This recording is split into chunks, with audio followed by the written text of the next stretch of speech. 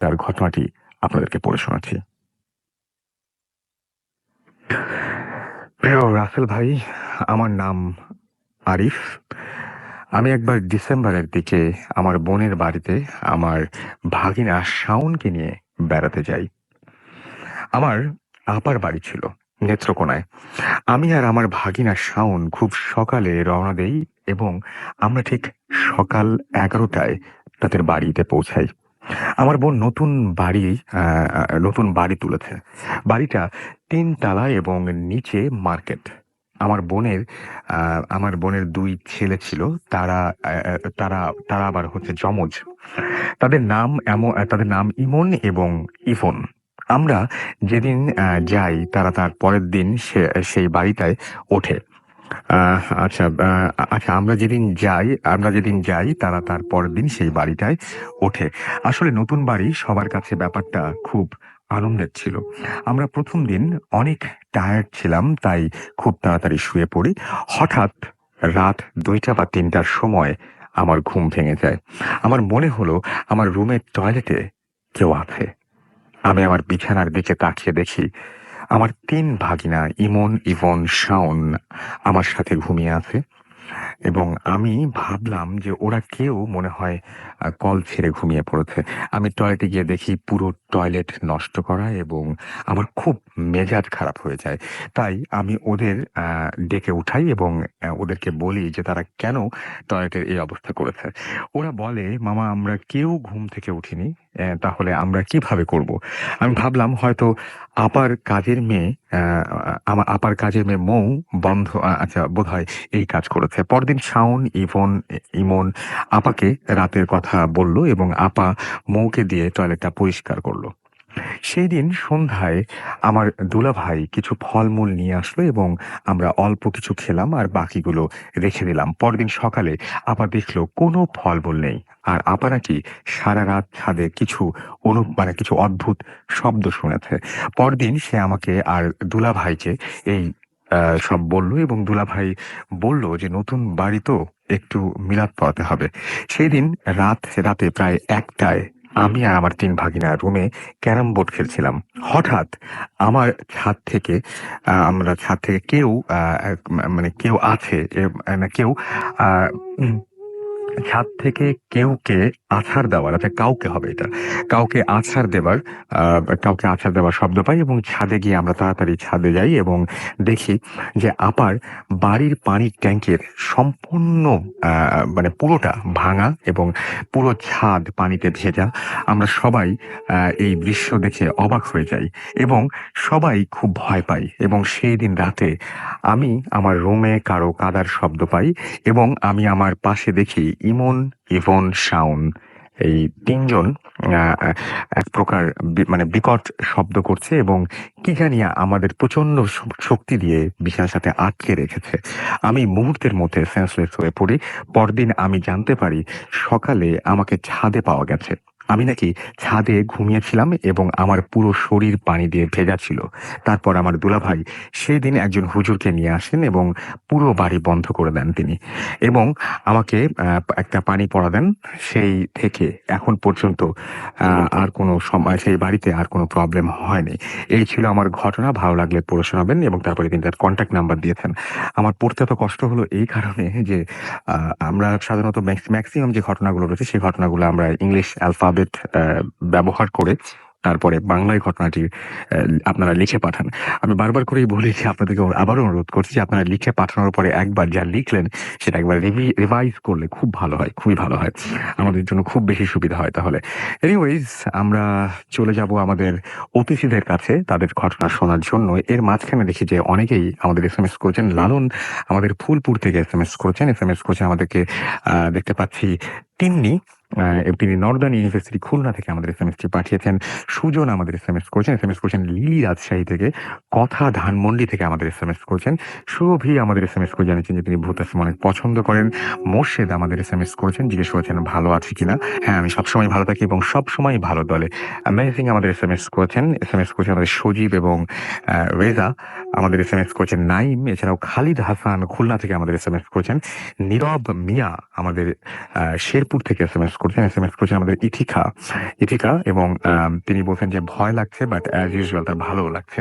আমাদের ইয়ামিন এসএমএস করেছেন, লিখেছেন ভোট এফএম রক্স। আমাদেরকে ডার্ক সোল টাঙ্গাইল থেকে এসএমএস করেছেন এবং আমাদেরকে এসএমএস করেছেন এবং তিনি বলেছেন যে সাহস থাকলে আমার এসএমএস পড়েন, আমি আপনাকে ভয় দেখাতে চাই। ওকে, আপনি তাহলে একটা ঘটনা লিখে পাঠান, ডেফিনেটলি আমরা সবাই ভয় পাবো সেই ঘটনাটি পড়ে শোনালে। ঐশী আমাদের ধানমন্ডি থেকে এসএমএস করেছেন আমাদের শাওন, এসএমএস করেছেন আমাদের জিহাদ, এছাড়াও এসএমএস করেছেন আমাদেরকে অনিক, এসএমএস করেছেন আমাদেরকে মোহাম্মদ আকাশ, শোভন আমাদের এসএমএস করেছেন আমাদেরকে নাইম, এছাড়াও মহিউদ্দিন আমাদের এসএমএস করেছেন আমাদেরকে আব্দুল্লাহ, এসএমএস করেছেন আমাদের জিল্লুর, এছাড়াও আরো অনেকে। আপনি যদি এসএমএস করতে চান, আমি বলেছি আরো একবার বলে দিচ্ছি যে মোবাইলের মেসেজ অপশনে গিয়ে টাইপ করুন ফুর্তি, FOORTI ফুর্তি, স্পেস দিয়ে লিখুন আপনার নাম, স্পেস দিয়ে আপনার মেসেজ, পাশে দিয়ে 9840 নাম্বারে। আমরা চলে যাচ্ছি আমাদের প্রথম অতিথির কাছে এবং আমরা কয়েকদিন ধরে এরকম শুনছিলাম, আপনারা বলছিলেন, লিখে পাঠাচ্ছিলেন এসএমএস এর মাধ্যমে এবং ইমেইল করছিলেন আমাদের কাছে যে আপনারা গ্রামের ঘটনা যেগুলো রয়েছে সেই ঘটনাগুলো অনেক বেশি শুনতে চান। আমরা সবসময় আপনাদের যে পছন্দ সেই পছন্দকে মূল্য দিয়ে থাকি এবং সেই কারণেই আমরা ভূত এফএম নিয়ে এতটা বছর পার করতে পেরেছি এবং আমরা আসতে পেরেছি এবং আপনাদের সাথে নিয়ে আরো সামনে যেতে চাই। তো আশা করছি যে আপনাদের সেই প্রত্যাশা পূরণ হতে যাচ্ছে।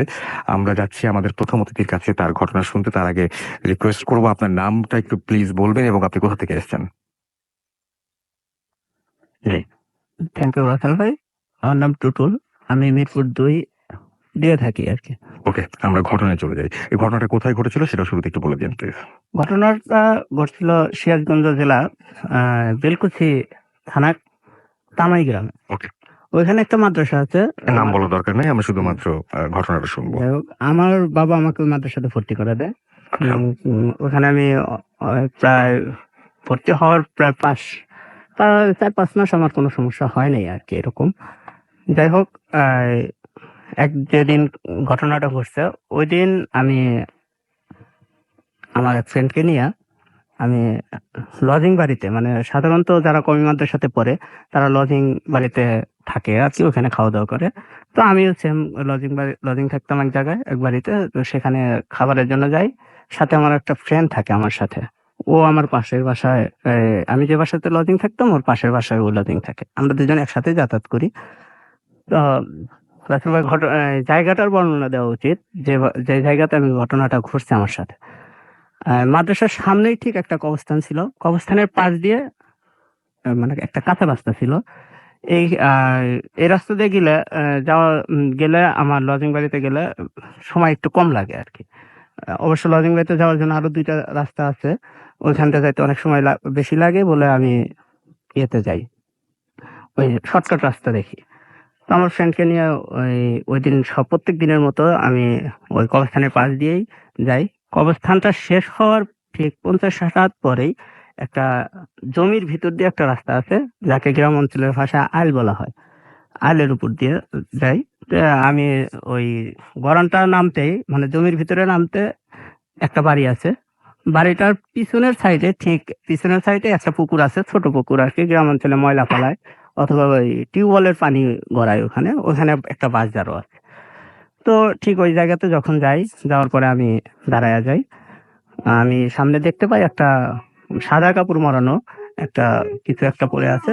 যাই হোক, বোঝা যায় যে 3-4 বছরের একটা বাচ্চা আর কি, দাফনের কাপড় পরালে যেরকম হয় আর কি, এরকম কিছু একটা, মানে লাশটা আছে। তা আমি আমার ফ্রেন্ডকে বলি যে, ফ্রেন্ড আমাকে কি বললো যে ই করো, কি দাঁড়ায় গেলি কেন? আমি বললাম যে তুই কি কিছু দেখতে পাচ্ছিস না? পরে বললো যে না। পরে বললাম যে দেখ, এখানে দেখ, আমি একটা লাশের মতো কিছু একটা দেখতেছি, তুই কি দেখছিস? পরে ও বললো যে না। আমি ওকে বেশ কয়েকবার দেখানোর চেষ্টা করলাম কিন্তু দেখতে পারলাম না। পরে ওকে আমি বললাম যে তাহলে আমরা এই রাস্তা দিয়ে যাবো না, নেক্সট অন্য রাস্তা দিয়ে যাই। তো এক পর্যায়ে রাজি হলো না। পরে আমার কথা মতো বললো যে আচ্ছা ঠিক আছে, চল অন্য রাস্তায় যাই। পরে যখন আমি ব্যাক পিছনের দিকে আবার যে রাস্তা দিয়ে আসছিলাম ওই রাস্তা দিয়ে চলে যাওয়ার জন্য যাই, ঠিক ওই যে গরানটা দিয়ে আমি নামছিলাম, যেই গরানটা দিয়ে আমি নামছি, জমিতে নামছি, ঠিক ওই গরান দিয়ে ওঠার সময় দেখি যে একজন ব্যক্তি একজন মানুষ আরকি বারান্দায় নামছে, হাতে একটা সিগারেট ছিল। তখন আমার মনে পড়লো আরকি ছোটবেলার যে ইয়েটা, ওই যে কারোর কাছে যদি আগুন থাকে তাহলে এগুলা কিছু হয় না। তো আমার ফ্রেন্ড বলল, "তাহলে উনি যেহেতু যাবে উনার সাথেই যাই।" তখন উনার সাথে আর আমি কোনো কথাবার্তা না বলে আমরা দুজনেই কথা বলি নাই। না বলার কারণে উনি আগে হাঁটছিল, আমরা উনার পিছে যাই। যাওয়ার পরে ওখানে যা দেখি আমিও কিছু দেখতে পারলাম না পরে আর। পরে ঠিক লজিং বাড়িতে গেলাম, খাওয়া-দাওয়া শেষ করে আবার চলে আসলাম। ওই রাস্তা দিয়ে আর আসিনি, অন্য রাস্তা দিয়ে আসছি। যদিও সময় বেশি লাগে। ২য় দিন সেম ঘটনাটা ঘটছে। ২য় দিন ওই কবরস্থানের পাশটা পার করার পর যখন আমি ওই রাস্তা দিয়ে গড়ানটা নামার পর ওই জায়গাতে যখন যাই, যখন যাওয়ার পরে আমি আবার দাঁড়ায় গেছি। তখন ও বলল যে, কি হয়েছে?" বললাম যে, "আজকেও তো দেখতেছি আমি।" পরে ও বলল যে, ও দেখতে পেল না ওইদিন। পরে সেম ওর কথা আমি বললাম, পরে ঠিক আবার অন্য রাস্তাতে যাওয়ার জন্য যখন হাঁটছিলাম, পিছনের দিকে আসছিলাম, তখন সেম ওই গড়ানে, যেই গড়ানে ১ম মানুষটাকে দেখতে পাইছিলাম, রাসেল ভাই, ওইখানে সেম ওইভাবেই একজন ব্যক্তি টিকেট হাতে নিয়ে নামতেছে জমিতে। পরে সেম ২য় দিন উনার সাথেই আরকি লজিং বাড়িতে যাই, খাওয়া-দাওয়া শেষ করে অন্য রাস্তা দিয়ে আসি। ৩য় দিন সেম ঘটনাটাই ঘটছে, সেম মানুষটাই পাইছি। ৩য় দিনও যাই। ৪র্থ দিন আর আমি এগুলা ওই রাস্তা আমি আর যাই নাই। বলছি যে আমি আর যাবো না। হুজুরকেও বলছিলাম। হুজুর বলছে যে, "আচ্ছা ঠিক আছে, এগুলা কিছু না, আমি যেয়ে দেখব।" পরে আমার সাথে যেগুলা ফ্রেন্ড ছিল আমরা প্রায় এক রুমে ২০০ স্টুডেন্ট ছিলাম। ২০০ জনের সাথে ভালো আন্ডারস্ট্যান্ডিং ছিল। এর মধ্যে থেকে অনেকেই ছিল যারা আমার কথাটা ঠাট্টা ভাবে নিছে। তো ওরা পরের দিন আরকি ৪র্থ দিন ওরা ভাবলো যে, "আমরা যাবো আজকে। দেখি তোর ভূত দেখব।" এরকম চিন্তা ভাবনা করে ওরা ৭-৮ জন প্লাস ওই আমার ফ্রেন্ডটা, ওর নাম ছিল জুবায়ের। ওই ফ্রেন্ডটা সহ ওই যায় আরকি। আমার ভাতটা আনার জন্য যায় বাটি নিয়ে। তো ওই জায়গাতে যখন ওরা যায়, যাওয়ার পরে ওরা কিছু দেখতে পায় না। তখন ওরা আরকি নিজেদের মধ্যে কথাবার্তা বলে, "কই ভূত কই? ভূত তো দেখতে পাচ্ছি না।" ওই এরকম যখন ৩-৪ জন মানে ওরা যখন নিজেদের মধ্যে মতবাদ শুরু করলো, তখন ওরা হঠাৎ মানে বাঁশঝাড়টা মানে বাতাসে হলে যেমন আরকি নড়াচড়া করে, এরকম নড়াচড়া করা শুরু করলো। একটা বাঁশ আরেকটা বাঁশের সাথে বাড়ি লাগছে। আশপাশের দিক তাকায় ওরা ফলো করছে যে কোনো গাছগাছালি নড়তেছে না। তখন ওরা ওইটা বাঁশগাছ যখন করছে তখন ওরা আকাশের দিকে তাকাইছে। একজন আরকি আকাশের উপরের দিক তাকাচ্ছে। দেখে যে ওই যে আমি যে জিনিসটা দেখছি, ওই জিনিসটাই ওই বাঁশঝাড়ের উপরে আমি দেখছি শোয়া অবস্থায় মাটিতে। কিন্তু ওরা দেখছে বাঁশঝাড়ের উপরে দাঁড়ানো অবস্থায়। কিন্তু কাফনের কাপড়টা মরণই ছিল আরকি শরীরের সাথে। পরে ওরা সবাই দেখছে জিনিসটা। দেখার পরে ওরা যখন মাদ্রাসায় আসার পর হুজুরকে বিস্তারিত খুলে বলে, তখন আমি আরকি ওদের কাছ থেকে পরেরটুক শুনি আরকি। পরের ৪র্থ দিনের ঘটনাটুক জানি। তারপর ওদের মধ্যে থেকে প্রায় ৩-৪ জনের আরকি অনেক জ্বর আসে। প্লাস আমারও আসে সাথে। এই তো। অনেক ধন্যবাদ আপনাকে। যাই হোক, এই ছিল হচ্ছে ১ম ঘটনাটি এবং আমি আশা করছি যে আপনাদের ঘটনাটি ভালো লেগেছে।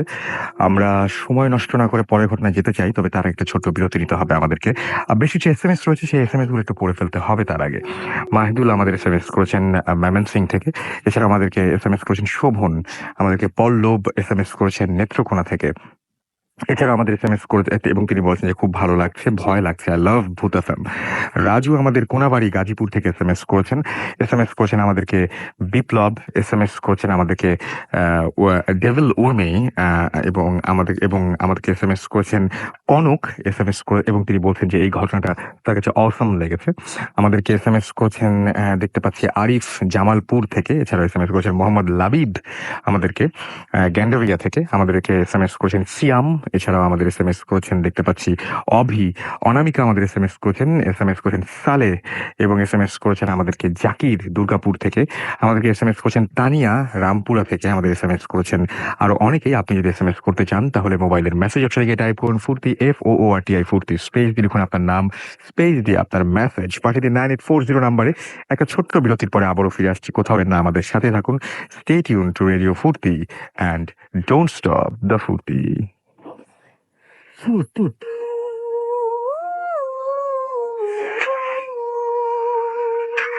কোনো সন্দেহ নেই যে শুনছেন সবসময় রেডিও ফুর্তি এবং কোনো সন্দেহ নেই যে রেডিও ফুর্তি বাংলাদেশের সর্ববৃহৎ রেডিও নেটওয়ার্ক এবং কোনো সন্দেহ নেই যে চলছে ভূত এফএম হন্টেড বাই এয়ারটেল। আমি রাসেল আছির সাথে এবং আমার সাথে রয়েছে আজকের অতিথিরা এবং আপনারা তো রয়েছেনই। আমরা এতক্ষণ ধরে আজকের শোতে প্রথম অতিথির কাছে ঘটনা শুনেছি, এখন যাব দ্বিতীয় অতিথির কাছে। আপনারা SMS যারা পাঠাচ্ছেন তাদেরকে আরো একবার মনে করে দিই, মোবাইলের মেসেজ অপশনে গিয়ে টাইপ করুন ফুর্তি FOORTI ফুর্তি স্পেস দিয়ে লিখুন আপনার নাম, স্পেস দিয়ে আপনার মেসেজ পাঠিয়ে দিন 9840 নাম্বারে। আর যারা আমাদের ইমেইল পাঠাতে চান তারা ইমেইল পাঠান এই অ্যাড্রেসে bhutfm@radiofurti.fm which is BHWTFM@RADIOFOORTI.FM। এখানে আপনার নাম, ঠিকানা এবং আপনার ফোন নাম্বার সহ আপনার জীবনের জানা সেরা ঘটনাটি পাঠিয়ে দিন। এবং যারা দেশের বাইরে রয়েছেন তারা অবশ্যই অডিও ক্লিপ করে, অর্থাৎ আপনারা আপনার ঘটনাটি রেকর্ড করে তারপরে সেই অডিও ক্লিপটি পাঠিয়ে দিন আমাদের কাছে। মেইলের শুরুতে অবশ্যই উল্লেখ করুন যে ঘটনাটি আপনি এখানে এসে নিজে শোনাতে চান নাকি আপনি চান যে আপনার ঘটনাটি আমরা পড়ে শোনাই। যারা ফেসবুকের মাধ্যমে আমাদের সাথে কমিউনিকেট করতে চান তাদেরকে জানিয়ে দিই আমাদের ফেসবুক ফ্যান পেজে যে অ্যাড্রেসটি সেটি হচ্ছে www.facebook.com/radiofurti। আমরা চলে যাচ্ছি আমাদের দ্বিতীয় অতিথির কাছে এবং শুরুতে জেনে নেব তার কাছ থেকে তার নাম এবং কোথা থেকে তিনি এসেছেন। হাই লিসেনার্স, আমি মারুফ শুভ, মিরপুর থেকে এসেছি। আচ্ছা, আপনাকে ঘটনার শুরুতে আমি একটু বলে রাখি, সেটা হচ্ছে যে আপনি যে ঘটনাটি বলেছিলেন সে ঘটনাটি আমার কাছেও অবিশ্বাস্য মনে হয়েছিল। তখন আপনাকে আমি বলেছিলাম যে যদি মানে আপনি একদম জায়গার নাম উল্লেখ করেছিলেন সেটা আপনি আবারও করবেন এবং আপনি বলেছেন যে কেউ যদি চ্যালেঞ্জ করে বা কেউ যদি মনে করে যে সে এটা দেখতে চায় তাহলে আপনি সেটা দেখাতে পারবেন। অবভিয়াসলি রাসেল ভাই। সেটাই। তো যারা বেশি ইন্টারেস্টেড এবং যারা অনেক ভাবেন, যারা ভাবছেন, আমি ভাবছি যে এরকম অনেকেই রাজি হন। তো আপনারা যদি কেউ মানে সেই জায়গা দেখতে চান বা সেই জায়গায় যে সরাসরি হাজির হয়ে যেতে চান তাহলে তো আপনারা ওনার সাথে পরবর্তীতে কমিউনিকেট করে আপনারা সেটা করতেই পারেন। তো আমরা চলে যাই আপনার প্রথম ঘটনায়। ঘটনা বলার আগে আমি বলতে চাই আমি আসনুল্লাহ ইউনিভার্সিটিতে কেমিক্যাল ইঞ্জিনিয়ারিং করতেছি। আচ্ছা, আমার ঘটনাটা হচ্ছে মানে এই ঘটনাটা আমি বেসিক্যালি শুনেছি আমার ফ্রেন্ডের থেকে। আর এই ঘটনাটা হচ্ছে আমার ফ্রেন্ডের ভাবির বাসার একটা ঘটনা। সে পুরান ঢাকায় একটা বাসায় আগে ভাড়া থাকতো এবং তাদের বাসাটা ছিল এল শেপের। দেন তাদের বাসার যেই টয়লেটটা ছিল সেই টয়লেটের পাশে একটা বিরাট পেয়ারা গাছ ছিল এবং সেই পেয়ারা গাছে অলওয়েজ পেয়ারা ধরা থাকতো। সেই বাসায় একটা বাচ্চা ছেলেরাও ভাড়া থাকতো। সেই ছেলেটার নাম ছিল অ্যাটম এবং সে মানে ক্লাস 4-এ পড়তো। দেন ওই গাছের আরেকটা প্রবলেম ছিল। সেই প্রবলেমটা হচ্ছে রাত 1:30 বা 2টা এই টাইপের সময়ে ওই গাছটা কোনো বাতাস ছাড়াই মানে ঝাঁকি খেত এবং অনেক নাড়ানো শব্দ পাওয়া যেত। দেন একদিন মানে একটা ছেলে ওই বাসায় ভাড়া থাকে। ওই ছেলেটার নাম হচ্ছে সাগর। সে তার স্টাডি করছিল রাত্রেবেলা। দেন সে গাছটা ঝাঁকানোর শব্দ পায়।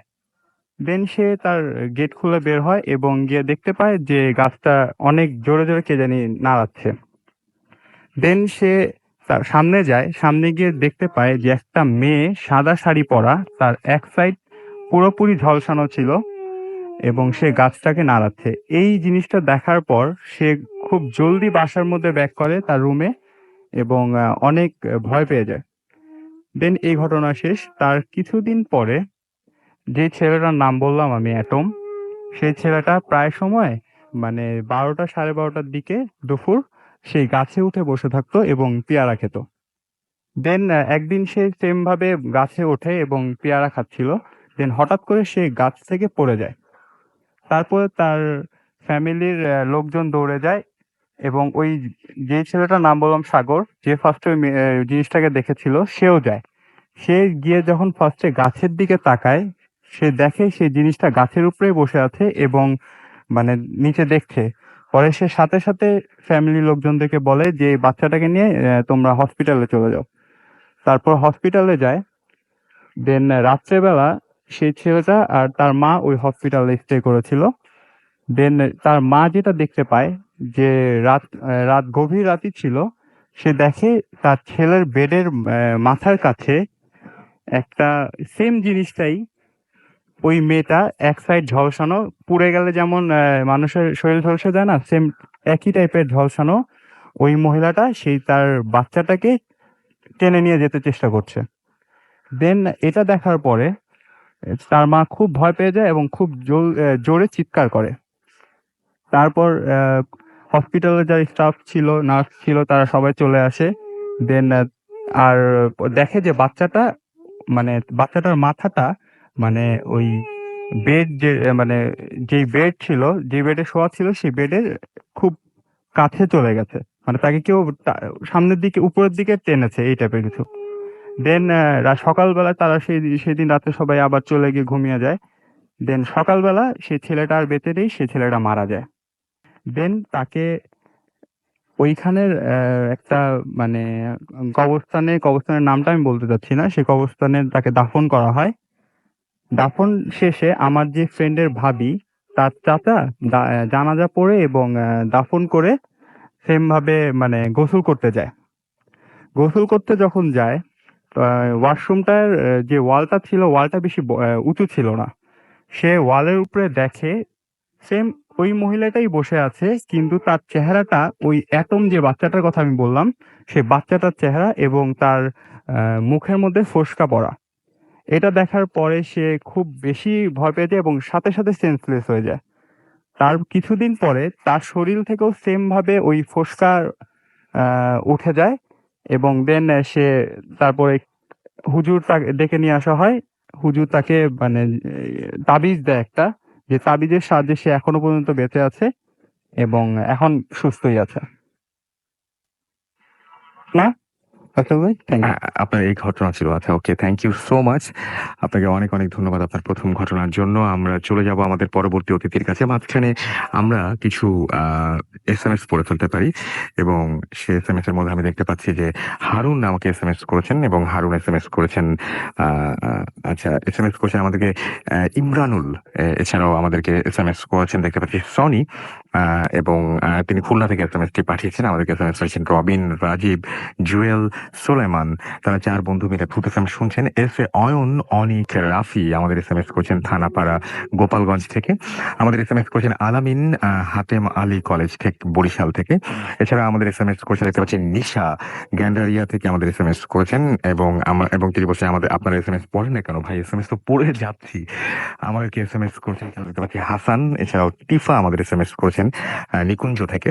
আমাদেরকে ফুর্তি অনামিকা এসএমএস করেছেন এবং তিনি বলছেন খুব ভয় লাগছে। আমাদেরকে জয় এসএমএস করেছেন এবং তিনি বলছেন রাসেল ভাই আমার এসএমএস কেন পড়ছেন না? আমি পড়ে ফেললাম আপনার এসএমএসটা, যদি আমি দেখতে পাচ্ছি এটা আপনার প্রথম এসএমএস। এই নাম্বার থেকে একটি এসএমএস এসেছে।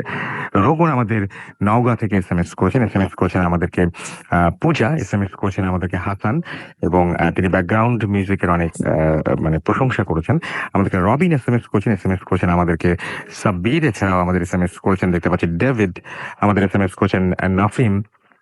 আমাদেরকে এছাড়াও মরিয়ম এসএমএস করেছেন আমাদেরকে মিল্টন নরসিংদী দাসপাড়া থেকে। লিখেছেন হাউ আর ইউ রাসেল ভাই, এবং তিনি বলছেন যে তিনি আজকেও চান যে আজকের এপিসোডটি কম্বলের ভেতরে যেন শীত ধরায়, এরকম টাইপের একটা এপিসোড তিনি চান। আমরাও খুব হোপফুল যে সেরকম কিছু একটা করতে পারবো আমরা। আমাদের এসএমএস করেছেন দেখতে পাচ্ছি এমডি ইমরুল। এছাড়াও এসএমএস করেছেন আমাদের মুরাদ, আশিস আমাদের এসএমএস করেছেন আমাদেরকে দেখতে পাচ্ছি নূর, লালমনিরহাট থেকে। আমাদের এসএমএস করেছেন দেখতে পাচ্ছি হরর প্রিন্স। এছাড়াও স্নেহা আমাদের এসএমএস করেছেন আমাদেরকে দেখতে পাচ্ছি নাজ, লালমাটিয়া থেকে। এবং আমাদের এসএমএস করেছেন অপু। আচ্ছা, আমাদেরকে লালমাটিয়া থেকে নাজ একটা অদ্ভুত কোশ্চেন করেছেন আমাকে যে আমি ভূতে বিশ্বাস করি কিনা। ভাই আমি ভয়টা তো পাই, বিশ্বাস অবিশ্বাস অনেক পরের ব্যাপার। আগে ভয়ের ব্যাপারটা যদি বলতে চান তাহলে আমি মনে করি যে এর অস্তিত্ব থাকুক আর না থাকুক সেই তর্কেই আমি যাব না। আমি প্রচন্ড ভয় পাই, সে বিষয়ে আমি একদম মানে আপনাদেরকে একদম 100% নিশ্চিত করতে পারি। রানা, রশিদুল সোহাগ কুমিল্লা থেকে আমাদের এসএমএস করেছেন আমাদেরকে জাবেদ। এছাড়াও এসএমএস করেছেন বৃষ্টি সহ আরো অনেকে। আপনি যদি এসএমএস করতে চান তাহলে মোবাইলের মেসেজ অপশনে গিয়ে টাইপ করুন ফুর্তি, FOORTI ফুর্তি, স্পেস দিয়ে লিখুন আপনার নাম, স্পেস দিয়ে আপনার মেসেজ পাঠিয়ে দিন 9840 নাম্বারে। আমরা চলে যাচ্ছি আমাদের পরবর্তী অতিথির কাছে। প্লিজ আপনি আপনার নামটা বলে তারপর আপনার ঘটনাটা শুরু করবেন। কোথা থেকে এসেছেন সেটা একটু বলবেন কাইন্ডলি। থ্যাংক ইউ রাসেল ভাই। হ্যালো লিসেনার্স, আমি ইকরামুল ইসলাম তনু। আমি এসেছি মিরপুর 2 নাম্বার থেকে। আমার হোম ডিস্ট্রিক্ট হচ্ছে টাঙ্গাইল। তো রাসেল ভাই, আমি সরাসরি ঘটনায় চলে যাচ্ছি। তো রাসেল ভাই, ঘটনাটি আমার নিজের সাথে ঘটা। জি। রাসেল ভাই, ঘটনার দিন আমি আমার নানুর বাড়িতে ছিলাম। মানে নানুর বাড়িতে যাই দুপুর 2টার দিকে। যখন আর কি আমার নানা কাজ থাকে এগুলো শেষ করতে করতে আপনার মাগরিবের আজান দিয়ে দেয়। আর যখন টাঙ্গাইলের উদ্দেশ্যে রওনা দিব, তো তখন রাসেল ভাই আহ, মানে মাগরিবের আজান দিয়েছে তার আপনার 10 থেকে 15 মিনিট পরে আমি রওনা দিই, তো সিএনজি করে। তো মানে আমার নানুর বাড়ি তো হচ্ছে এলাঙ্গা, টাঙ্গাইল থেকে প্রায় আপনার 10 কিলোমিটার দূরত্ব। তো সিএনজিতে 10-15 মিনিট লাগে। তো রাসেল ভাই আমি টাঙ্গাইল নতুন বাস স্ট্যান্ডে আসি, এবং রাসেল ভাই এই জায়গায় আপনাকে একটু ইনফর্ম করা দরকার, সেটা হচ্ছে যে আমার বাসায় দুটা ওয়েতে যাওয়া যায়। একটা হলো আপনার টাঙ্গাইল মেন টাউন হয়ে স্টেডিয়ামের ওই দিক দিয়ে যাওয়া যায়, আর আরেকটা হচ্ছে শর্টকাট টাঙ্গাইল ডিস্ট্রিক্ট হয়ে যাওয়া যায়। তো রাসেল ভাই আমি খুব টায়ার্ড ছিলাম, তো যার কারণে ওই দিন ওই আপনার ডিস্ট্রিক্ট হয়ে আমি আমার বাসায় যাব বলে চিন্তা করি, এবং একটা রিক্সা নিয়ে ডিস্ট্রিক্ট গেট হয়ে আপনার একরের উত্তর পূর্ব প্রান্তে একটা ব্রিজ আছে, তো সে জায়গায় রিক্সা নিয়ে যাই এবং রিক্সা থেকে নামি। এই জায়গাটা আসলে একর সম্পর্কে আপনাকে একটু বলা দরকার। সেটা হচ্ছে এই একরটা বেশ পুরনো, বেশ কিছু পুরনো বিল্ডিং আছে, এবং রাসেল ভাই একরের রাস্তাগুলো ভাঙা, ল্যাম্প পোস্ট, রাস্তার দুই পাশে যে ল্যাম্প পোস্ট সেগুলো আসলে আপনার বেশ পুরনো, মরিচা ধরে গেছে। এই কারণে রাসেল ভাই এগুলোতে আপনার ইলেকট্রিসিটি মানে যে বিদ্যুৎ সংযোগটা থাকার কথা এগুলো নেই। রাস্তাগুলো আপনার পুরো অন্ধকার থাকে সন্ধ্যার টাইমে বা রাতে। তো রাসেল ভাই আরেকটু আপনাকে এই জায়গায় বলা দরকার, সেটা হচ্ছে যে আহ, একরের ঠিক দক্ষিণ পশ্চিম প্রান্তে আমার বাসাটা। একর ব্রিজের ডান দিকে যে রাস্তাটা চলে গেছে সেটা আপনার মির্জা মাঠ বরাবর, আর আপনার বাম দিকে যে রাস্তাটা সেটা আপনার আমার বাসা বরাবর চলে গেছে, মানে দক্ষিণ পশ্চিমে। তো রাসেল ভাই এই জায়গায় আরেকটা কথা না বললেই নয়, সেটা হচ্ছে আপনার যে আমার বাসার দিকে যে রাস্তাটা চলে গেছে ওই ব্রিজের বাম দিকে, ওই রাস্তা ধরে ব্রিজ থেকে একটু এগুলে হাতের ডান পাশে একটা আপনার পুরনো বিল্ডিং পড়ে, আর সাথে একটা আম গাছ আছে, বেশ পুরনো। তো রাসেল ভাই যেহেতু অন্ধকার ছিল, ল্যাম্পপোস্ট গুলোতে ইলেকট্রিসিটি ছিল না, তো আমি রাসেল ভাই আমার ফোনের টর্চ ইউজ করি, আমার কাছে ফোন ছিল। তো আমি যখন রাসেল ভাই ওই পুরোনো বিল্ডিং এর আম গাছটার কাছাকাছি চলে আসি, মানে 2 থেকে 3 হাত দূরত্বে, তখন রাসেল ভাই আমি টর্চের আলোতে একটা বৃদ্ধা মহিলা দেখতে পাই। তো বৃদ্ধার মহিলাটা আসলে রাসেল ভাই তার একটু বর্ণনা দেওয়া দরকার। উনি ছিলেন রাসেল ভাই, মানে তার চুলগুলো ছিল একেবারে পাকা, পরনে সাদা একটা নর্মাল কাপড় পরা, আর গায়ের চামড়াগুলো কুচকানো ছিল। আর রাসেল ভাই আমি যখন তার কাছাকাছি চলে আসি, তখন রাসেল ভাই আমি যেটা মানে তো আমার টর্চের আলো তার মুখে পড়ে, এবং মানে উনি আমার দিকে অনেকটা মানে ওনার চাহনিটা, উনি আমার দিকে তাকায়, ওনার চাহনিটা ছিল আপনার বেশ উইয়ার্ড আর কি। আসলে ভাই এমনিতেই আমি টায়ার্ড ছিলাম, আর মানে এটা দেখার পরে আমার একটা আনইজি ফিল হয়। তো রাসেল ভাই আমি তাকে ক্রস করে তার বাসায় চলে যাই। বাসায় যাওয়ার পরে আমি ফ্রেশ হয়ে রেস্ট করি। তারপর নিত্য প্রয়োজনীয় কাজ সেরে আমার ডিনার করতে করতে রাসেল ভাই 9:30 বা 10টা বেজে যায়। দেন রাসেল ভাই আমি আমার বাসায় চলে যাই। এই জায়গায় রাসেল ভাই তাকে একটু ইনফর্ম করি যে আমি আমার বাসাতে মানে একাই ঘুমাই, আর আমার মানে রাত জেগে মুভি দেখার একটা অভ্যাস আছে। তো রাসেল ভাই ওই দিনও তার ব্যতিক্রম হয় না। তো মুভি দেখতে দেখতে আমার রাত্রে 2:30 বা মানে 3টা বেজে যায়, 2:30 3টা বেজে যায়। তো তখন রাসেল ভাই আমার প্রচন্ড মানে মুভি শেষ হয়ে যায়, আমার প্রচন্ড ঘুম পাচ্ছিল। তো আমি আপনার ওয়াশরুমে যাই, ফ্রেশ হওয়ার পরে আমার রুমে আসি, দরজা লক করে আমি আমার বাতি নিভিয়ে দিয়ে বিছানায় যাই, এবং রাসেল ভাই যেহেতু টায়ার্ড ছিলাম, তো আমি ঘুমানোর সাথে সাথে মানে শোয়ার সাথে সাথে ঘুমিয়ে যাই। তো রাসেল ভাই ঘুমের মধ্যে আমি যা দেখতে পাই, মানে ঘুমের মধ্যে আমি স্বপ্নে দেখতে পাই যে ওই বৃদ্ধা মহিলাটি আমার ডান হাত ধরে টানতেছে, এবং রাসেল ভাই মানে ওনার মুখে একটা ভয়ানক হাসি ছিল। আর এই জায়গায় তার একটু বিবরণ দেওয়া দরকার। তার চোখ ছিল রাসেল ভাই, কিন্তু চোখের যে মনিটা এটা ছিল না। এটা আপনি স্বপ্নে দেখছেন? হ্যাঁ, স্বপ্নে দেখছি চুলগুলো ছিল এলোমেলো। আর রাসেল ভাই মানে ওই যে মুখে যেটা বললাম আর কি, বিভৎস একটা হাসি। তো রাসেল ভাই এটা দেখে আমি প্রচন্ড ভয় পেয়ে যাই, এবং আমার ঘুমটা ভেঙে যায়। আর ঘুম ভাঙার পরে রাসেল ভাই যেটা হয় সেটার জন্য আসলে আমি মোটেই প্রস্তুত ছিলাম না। এর মাঝখানে আমি আপনাকে একটু ইনফর্ম করতে চাই, সেটা হলো যেহেতু আমার দরজা লক, আমার জানালা বন্ধ, আর প্লাস আমার লাইট অফ ছিল। তো রাসেল ভাই রুমে মানে কোনো প্রকার আলো প্রবেশ করার কোনো ওয়ে ছিল না। তো রাসেল ভাই, ঘুমটা ভাঙার সাথে সাথে আমি যেটা ফিল করি যে আমার ডান হাত ধরে কেউ টানতেছে। তো রাসেল ভাই, সাথে সাথে আমার যেটা মনে হয় যে মানে কিছুক্ষণ আমি যে আগে যেটা আমি দেখেছি, কয়েক সেকেন্ড আগে আমি যেটা দেখেছি, সেটা যদি স্বপ্ন হয় তাহলে এটা কি? এটা আমার আর কি মানে নিজের মন বলে ওঠে। তো রাসেল ভাই, তখন আর আমার বোঝার বাকি থাকে না যে এটা আসলে মানে সামথিং ইজ রং। তো তখন রাসেল ভাই আমি প্রচন্ড ভয় পেয়ে যাই। ভয় পাওয়ার পরে রাসেল ভাই আমি যখন মানে তখন চিৎকার করার জন্য চেষ্টা করতেছিলাম, বাট আমার মুখ দিয়ে কোনো আওয়াজ বের হচ্ছে না। তো এই অবস্থায় রাসেল ভাই আমি কি করব আসলে বুঝতে পারতেছিলাম না। আর এটাকে আরেকটু মানে এড করা দরকার রাসেল ভাই, যে যে হাতটা বা যে অশরীরটা আমার হাতটা ধরেছিল, তার হাতটা রাসেল ভাই মানে আমি ফিল করতেছিলাম তার হাতটা ঠান্ডা, মানে বেশ ঠান্ডা। তো রাসেল ভাই আমি আসলে কি করবো বুঝতে পারতেছিলাম না। তো হঠাৎ আমার মনে হয় যে আয়াতুল কুরসি পড়লে আপনার যেটা যে জিন ভূত প্রেতাত্মা আমরা যে যেটাই বলি না কেন, এটা আসলে কোনো ক্ষতি করতে পারে না বা আশেপাশে ঘিরতে পারে না। তো রাসেল ভাই আমি ১ম বার ট্রাই করি আয়াতুল কুরসি। মানে আমার পড়া শুরু করি। তো মাঝ পর্যন্ত যখন যাই, মানে অর্ধেক পড়া শেষ, তখন রাসেল ভাই আমি আর মানে মনে করতে পারি না, আমি ভুলে যাই ব্যাপারটা।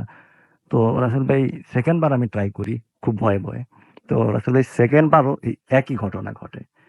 তো দেন রাসেল ভাই 3rd টাইমে আমি মানে খুব ভয়ে, ভয়ে আয়াতুল কুরসি পড়া আমার শেষ হয়ে যায়। মানে তখন আর কোনো সমস্যা হয়নি।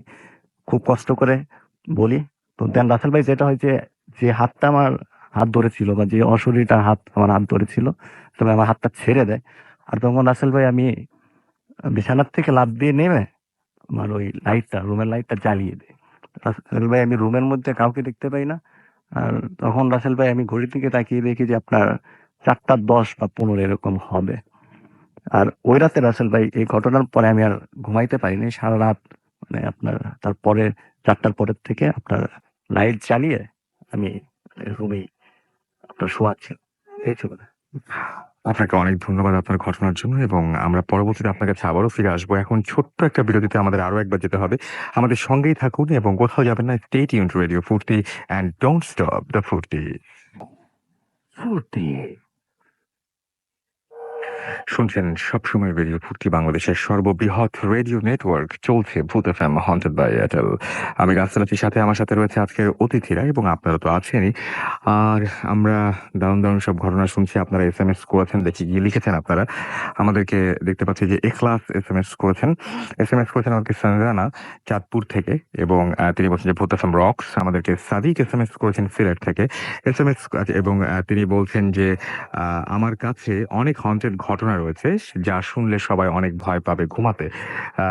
তাহলে আমার যেটা মনে হয় যে আপনারা দেরি না করে এখনই আমাদেরকে ইমেইল করে দেওয়া উচিত এবং আমাদের ইমেল অ্যাড্রেসটি আপনার জন্য আরো একবার জানিয়ে দিচ্ছি। আমাদের ইমেল অ্যাড্রেস হচ্ছে bhutfm@radiofurti.fm, which is BHWTFM@radiofurti.fm। আমাদেরকে দিশা SMS করেছেন নাজমা রফিক। আমাদের SMS করেছেন ইব্রাহিমপুর থেকে এবং তিনি বলছেন তারা SMS কখনোই পড়া হয় না, আজকে পড়ে ফেলেছি। সানি 69 বোটবাজার থেকে SMS করেছেন এবং তিনি আশা করছেন যে আজকে সব ঘটনাগুলো অনেক বেশি ভালো হবে। হাফিজ আমাদের SMS করেছেন লিটন।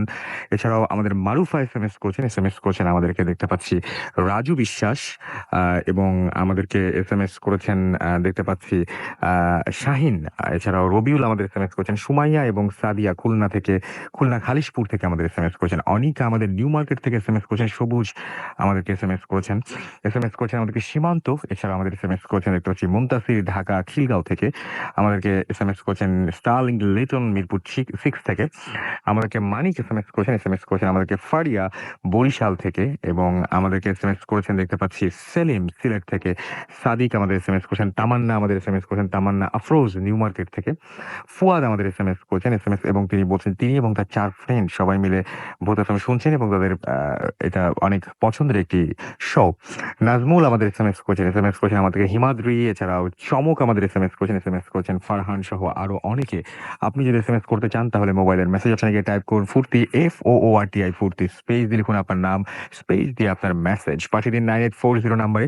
আর আপনি যদি ইমেল করে আমাদের ঘটনা পাঠাতে চান তাহলে আমাদের ইমেল অ্যাড্রেসটি হচ্ছে bhutfm@radiofurti.fm, which is BHWTFM@radioFOORTI.fm।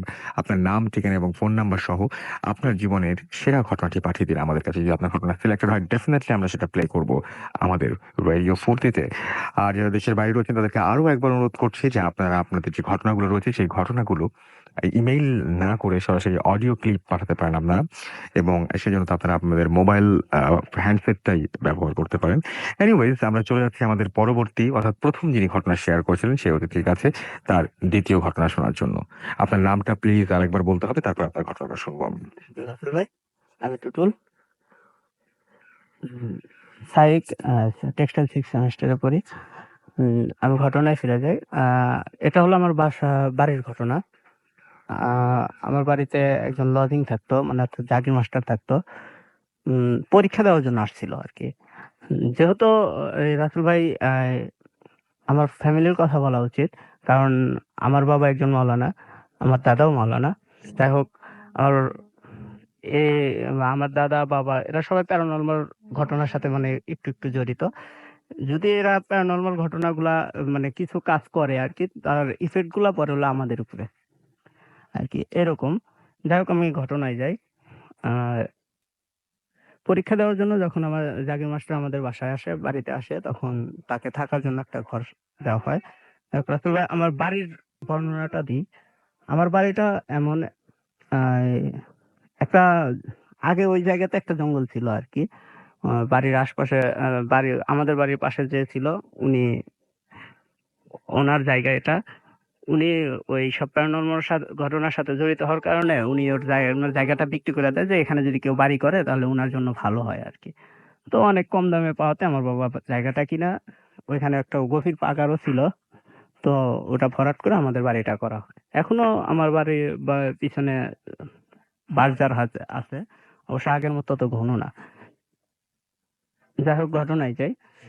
তো জাগির মাস্টার প্রত্যেকদিন রাত্রে অনেক রাত অব্দি পড়ে। তখন আমাদের বাড়িতে বিদ্যুৎ ছিল না। তো হারিকেনের আলো দিয়ে পড়তে হতো। হারিকেনের আলো। ও অনেক রাত পর্যন্ত পড়ার পরে ঘুমায়। তখন আমার বাবা যখন নামাজে যাবে, ফজরের নামাজ পড়তে যাবে, তখন তাকে ডাকে। প্রত্যেকদিন ডাকে। তখন সে ডাকলে সে উঠে আবার পড়তে বসে আরকি। নামাজ পড়ে পড়তে বসে। তো যেই দিন ঘটনাটা ঘটে, সেদিন সেম আমার বাবা উনাকে ডাকে। তো দেখে ডাকের কোনো শব্দ দেয় না, মানে সাড়া শব্দ দেয় না। তখন হয়তোবা আব্বু ভাবছে যে আ ই উনি মানে অনেক রাত অব্দি হয়তোবা পড়ালেখা করছে। তো এজন্য বেশি ঘুমাইছে। আচ্ছা, যাই হোক, আমি নামাজ পড়ে আসি, তারপরে উনাকে ডাকবো। যাই হোক, রাসেল ভাই, একটা কথা বলি। উনি যখন রাত্রে ঘুমায়, ঘুমানোর সময় হারিকেনের আলোটা হালকা একটু কমায় দিয়া, মানে সারারাত আলো থাকেই ঘরে। কিন্তু ঐদিন ঘরে কোনো আলো ছিল না। আ উনি হারিকেন বন্ধ নিভে গেছিল আরকি। তো নামাজ শেষ করে আব্বু যখন আসলো, আসার পরে তাকে ডাকার জন্যই করলো। তখন দেখে যে না, সে অ্যা অনেক নাক ডাকছে। আর নাক ডাকে, এরকম জোরে নাক ডাকছে আরকি। তখন যখন শব্দ দিল না, তখন অনেক ডাকাডাকির পরে তখন দরজাটা আরকি ভাঙতে হয়। কিন্তু ভিতরে ঢুকে, দরজা ভাঙার পরে ভিতরে যখন ঢুকলো, ঢোকার পরে দেখে যে সে মানে বমি করছে, এমনকি পেশাব পায়খানা করে অনেক মানে খাতা বালিশ নষ্ট করে ফেলাইছে। প্লাস সে চৌকি থেকে নিচে পড়ে গেছে আরকি। তখন আশপাশের মানুষজনকে ডাকা হয় সকালবেলা। সবাই মিলে আসে, পরিষ্কার করার পরে তেল-মেল দেওয়ার পরে হাসপাতালে যখন নেওয়া হয়, রাস্তার মধ্যেই সে আরকি মারা যায়। তারপর আমার বাড়ির বাসার উনার কাছ থেকে যেটা শোনা, যে উনি প্রত্যেকদিনই অনেক রাত্রে উঠতো। ওঠার পরে তাহাজ্জুদ নামাজ পড়ে। তাহাজ্জুদ নামাজ পড়ার জন্য সে ওযু করার জন্য যখন ওই আমার পাশের বাসার, সে ওইখানে আসে। আসার পর করে, পাশের বাসার ওইখানে আসে, ওযু করে আরকি, ওদের টিউবওয়েলে। যখন টিউবওয়েলে সে প্রথম চাপটা দেয় তখন ওই টিউবওয়েলটা ছিল আবার আমার ওই জাগে যে রুমেটা থাকতো ওই রুমের পাশাপাশি আর কি টিউবওয়েলটা ছিল। যখন টিউবওয়েলে প্রথম চাপটা দিল তখন উনি একটা জিনিস উপলব্ধি মানে দেখলো যে আমাদের ওই চাগে যে ঘরটাতে থাকতো ওই ঘরটা নড়াচড়া করতেছে, এমনকি একটা শব্দ আসতেছে ঘরের ভিতরে, একটা নড়াচড়া একটা শব্দ। এরপর ওই ঘরের মধ্যে থেকে একটা আলো বের হয়ে আমাদের যে বাড়ির পিছনে যে বাজারটা ছিল বাজারের মধ্যে গিয়ে ওই আলোটা নিভে যায়। তখন সে ভাবে যে এরকম তো হয়ই, অনেক কিছুই তো আলো টালো দেখা যায়। এইটা এটা ভেবে উনি আর পরে কিছু বলে নাই, কিন্তু সকালবেলা যেটা আমরা দেখলাম সেটা সেজন্য সেটার জন্য আর কি এটা বলতে হলো। ওকে, আপনাকে অনেক ধন্যবাদ আপনার দ্বিতীয় ঘটনার জন্য। আমরা চলে যাব আমাদের পরবর্তী, আমাদের দ্বিতীয় ঠিক আছে তার দ্বিতীয় ঘটনা শোনার জন্য। আরো একবার আপনার নামটা বলতে হবে, তারপর আপনার ঘটনা শুরু করতে হবে। থ্যাংকস এ লট রাসেল ভাই। আমি মারুফ শুভ, মিরপুর থেকে এসেছি। এখন আমি যে ঘটনাটা শেয়ার করব এটা আমার কাজিনের থেকে শোনা, কাজিনের ফ্রেন্ডের বাসার একটা ঘটনা। তার বাসাটা ছিল পুরান ঢাকায় এবং বাসা তিনতলা বাসা ছিল এবং দোতলা এবং তিনতলায় তারা সব ফ্যামিলির মেম্বাররা থাকতো এবং তারা পুরো একতলাটাই তারা ভাড়া দিয়েছিল। দেন একতলায় একটা ফ্ল্যাটে একটা হিন্দু ফ্যামিলি থাকতো। ফ্যামিলিতে ছিল তার হাজব্যান্ড ওয়াইফ এবং তার মা। তারা প্রায় ৮ মাস পর্যন্ত ওই বাসায় থাকে। আর একদিন রহস্যজনকভাবে সেই হিন্দু মহিলাটা, ওয়াইফটা মারা যায়। লিভিং রুমের সিলিং এর সাথে গলায় ফাঁসি দিয়ে মারা যায়। দেন পরে জানা যায় যে তার হাজবেন্ডের সাথে ঝগড়া করার পর সে এই ধরনের সুসাইড করেছে। দেন তারপর অনেক পুলিশ কেস টেস হয় এবং ২ মাসের মতো ওই বাসায় কেউ থাকে না। তারপরে সবকিছু যখন ঠান্ডা হয়ে যায় তখন একজন আসে ভাড়াটিয়া এবং তারা মুসলিম ছিল। তারা ২ ভাই ছিল এবং তার ২ জনই বিবাহিত। তারা ফার্স্টের দিন ওই বাসায় যখন থাকে তারা সেই লিভিং রুম থেকে অনেক টাইপের আওয়াজ পাচ্ছিল, যেমন হাঁটাচলা করার আওয়াজ এবং কেউ পানি ঢেলে খাচ্ছে এই টাইপের আওয়াজ। আর মানে হিন্দুরা যখন পূজা করে তখন যে টাইপের ঘন্টি বাজালে যে টাইপের শব্দ হয় সেই ঘন্টির আওয়াজও তারা পাচ্ছিল। দেন এইসব আওয়াজ যখন হতো তখন সবথেকে বেশি কিউরিওসিটি জাগতো ২ ভাইয়ের মধ্যে যে বড় ভাই ছিল তার ওয়াইফের, এবং সে অল টাইম যেতে চাইতো, তার হাজবেন্ড তাকে মানা করতো যাওয়ার জন্য। তারপরে শুরু হলো ভয়ানক ঘটনা। তার ওয়াইফ মানে তার হাজবেন্ডের সাথে রাত্রেবেলা শুতো একসাথে এবং সকালবেলা রহস্যজনকভাবে তাকে লিভিং রুমের সোফার মধ্যে পাওয়া যেত প্রত্যেকটা দিন। এরকম ভাবে ৩-৪ দিন হলো। তারপর তার হাজবেন্ড একটু মানে চিন্তায় পড়ে গেল বিষয়টা কি হচ্ছে, এবং তাকে যখন সকালবেলা জিজ্ঞেস করা হতো যে তুমি এখানে আসলে কিভাবে, সে কিছুই বলতে পারতো না। দেন তারপরে তার হাজবেন্ড একটা হুজুরকে ডেকে নিয়ে আসে এবং হুজুর তার ওয়াইফকে একটা তাবিজ দেয় এবং তাবিজটা সে অল টাইম তার সাথে রাখে। দেন এইসব ঘটনা শেষ। তারপরের থেকে সে আর এই ধরনের প্যারানরমাল ঘটনা তার সাথে হতো না।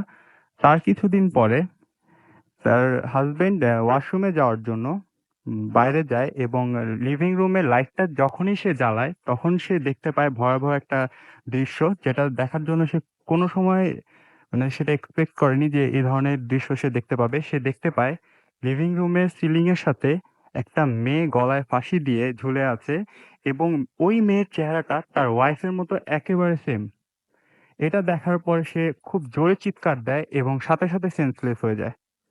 দেন তারপর তাকে সেন্সে আনা হয় এবং জিজ্ঞেস করা হয় তুমি কি দেখেছো? দেন সে বলে যে আমি এই টাইপের জিনিস দেখেছি। তারপরে ওই মাসেই তারা ওই বাসায় থাকে। দেন পরের মাসে ওই বাসা ছেড়ে চলে যায়। এটাই ছিল আমার ঘটনা রাসেল ভাই। Thank you very much. You are most welcome. আপনার চমৎকার ঘটনার জন্য আপনাকে অনেক ধন্যবাদ। আমরা কিছু এসএমএস রয়েছে, সেই এসএমএস গুলো একটু পড়ে ফেলতে হবে আমাদেরকে ঝটপট। আমরা দেখতে পাচ্ছি আমাদেরকে এসএমএস করেছেন ইভা, এবং আমাদেরকে তামিম এসএমএস করেছেন বসুন্ধরা থেকে। এটা তার ফার্স্ট এসএমএস তিনি উল্লেখ করেছেন, এবং তিনি এবং তার মা ভূত এফএম শুনছেন। দুজনকে অনেক অনেক ধন্যবাদ আমাদের সঙ্গে থাকার জন্য এত রাত পর্যন্ত। শাওন আমাদের এসএমএস করেছেন আমাদেরকে।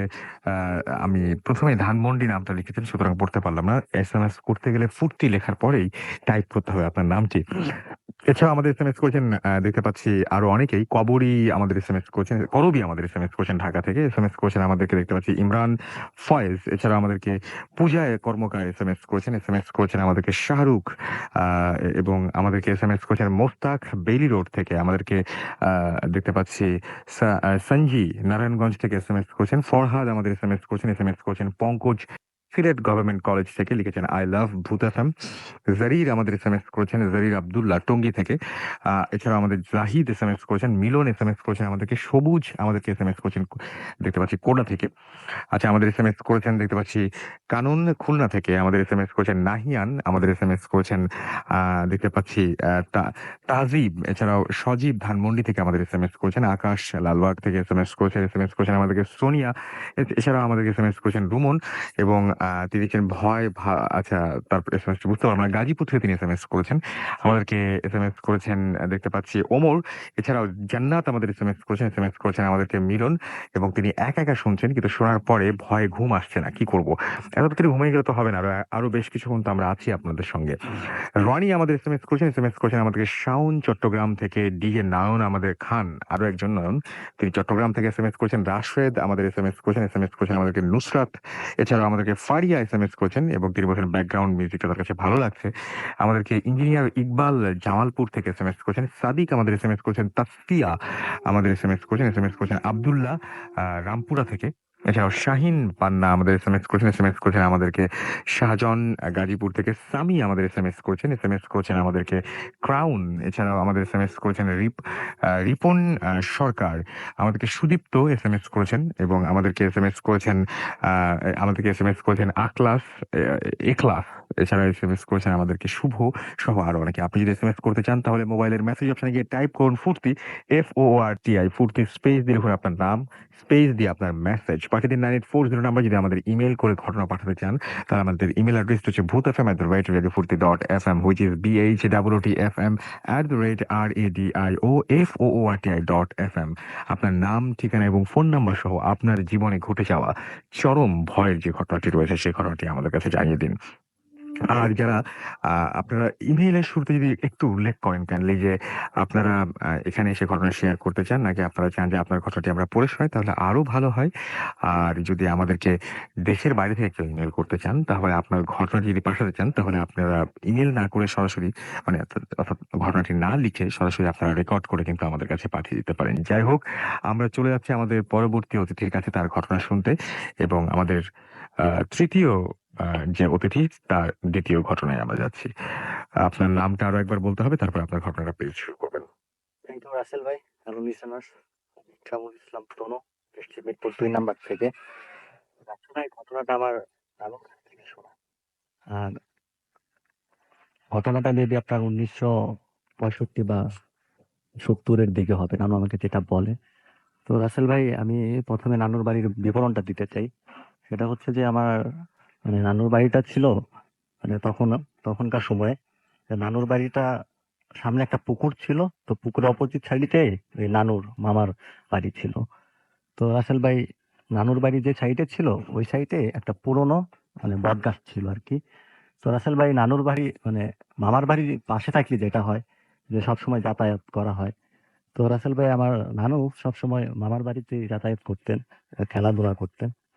তো এমন একদিন রাসেল ভাই উনি খেলাধুলা করতেছিলেন মামার বাড়িতে, মামার তো ভাইয়ের সাথে।